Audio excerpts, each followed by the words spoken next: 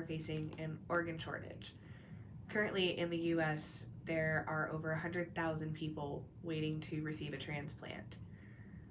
Those numbers are slowly climbing every year. And while there is over 90% of approval on becoming an organ donor, only a little over half of all US adults are currently signed up to become donors. There's currently no age limit in America on becoming an organ donor. Anyone from a newborn to a person who's 100 years old can be a donor. It just simply depends on what you decided, if your family wishes to carry this out, and the state of your organs when you have passed. Let's say someone does receive a transplant though. The blood type matches, the tissue types are good. They finally get the heart that they have so longingly been waiting for. This person must now be on what's called anti-rejection medication for the rest of their life because they are now at risk for graft versus host disease. What that is a severe immune response to the new organ that has been placed into your body. Because no matter how well we can match an organ from another person to you, your immune system will not see it as you. It will see it as something else. It will see it as something that is foreign and will do what the immune system has always done. It's going to attack it and try and get rid of it. But you need that heart in order to continue living. That's why you are put on anti-rejection medication that can limit the effects of graft versus host disease, but it won't stop it completely. It just suppresses it. It slows the process. Organ donation at its best right now buys people time. Scientists are trying to give people even more time with the idea of chimeras. Not those type of chimeras, no, these kinds. We want to grow organs in pig bodies, specifically your organs. Let's take you. I'll give you an arbitrary name. Your name is Timmy. Hi, Timmy. Timmy, you're in kidney failure. I'm sorry. You're also about 18 years old, and you have type B negative blood. Okay? There's not anybody out there who has a kidney for you. You don't match anyone else in your family, unfortunately. Oh, and for kidneys, you have to match tissue type as well. Sorry again, Timmy. What we can do for you is take a little bit of your DNA. Take that DNA, put it into a pig embryo. Insert that DNA into that pig embryo, and then like we do for IVF, implant it into a sow or a female pig. Allow your Timmy cells to grow in that pig embryo, grow you a new kidney. When the pig is of age, we will harvest the kidney from it. Now, the amazing part about this kidney is that it's yours, minus any defects that are causing you to go into renal failure. Again, sorry, Timmy. But again, the best part about this is that it's your kidney. It's not somebody else's kidney. There are some concerns when it comes to growing human organs in animals. Specifically, can we control what's grown in the animal? More specifically, the brain.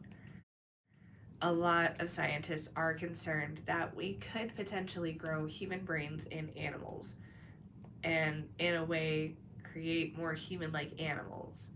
Because the truth of the matter is our brain is what makes us human. It's what differentiates us from any other animal in the kingdom. But there are ways around this.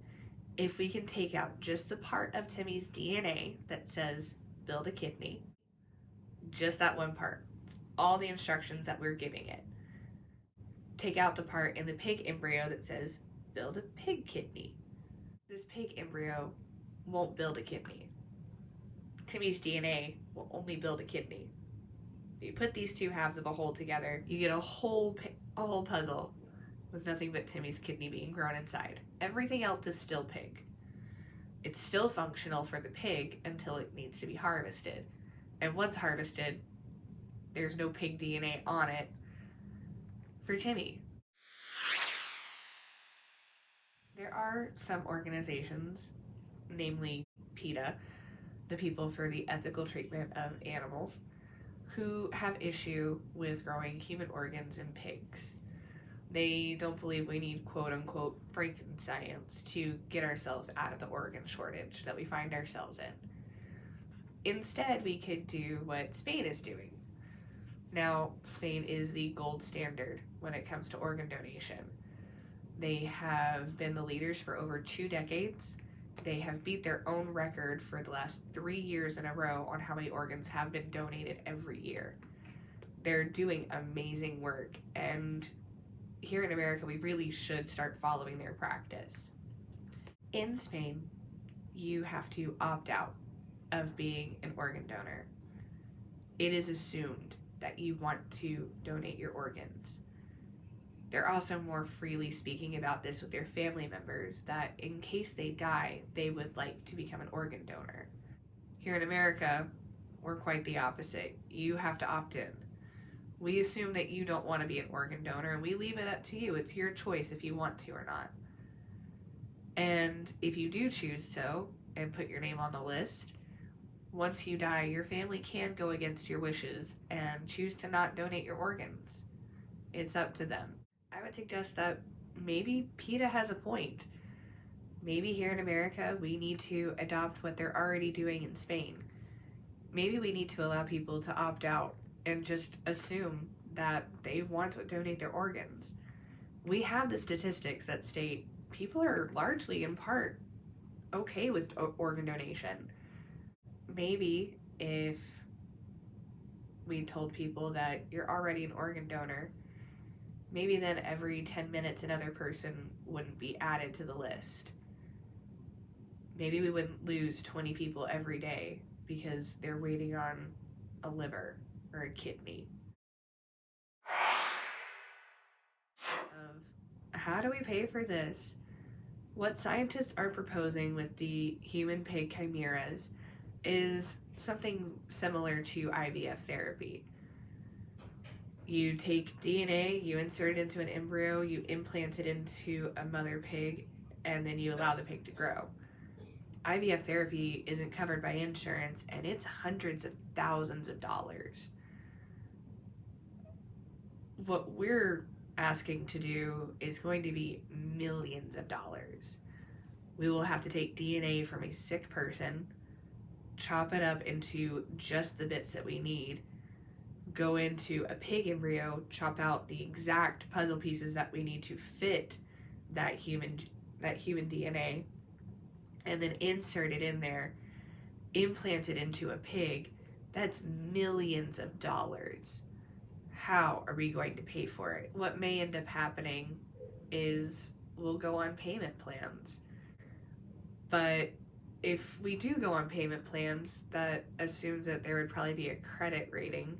If there is a credit system in place, would it benefit the poor? I don't think it would. The poor don't have good credit, and they probably wouldn't be able to access the chimera organs. And how would we help them? This is where we come back to Spain, our gold standard for organ donation. If more people were already set up as donors, we would have more organs out there. Maybe the poor could grab some of those, and they would go on anti-rejection medication, which again is not perfect, but it gives you more time. It gives you more time to not be sick, to spend with your loved ones.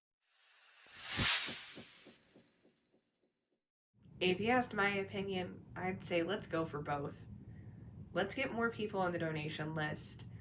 Let's change the laws so that people don't have to sign up to be an organ donor. They have to state that they don't want to be an organ donor.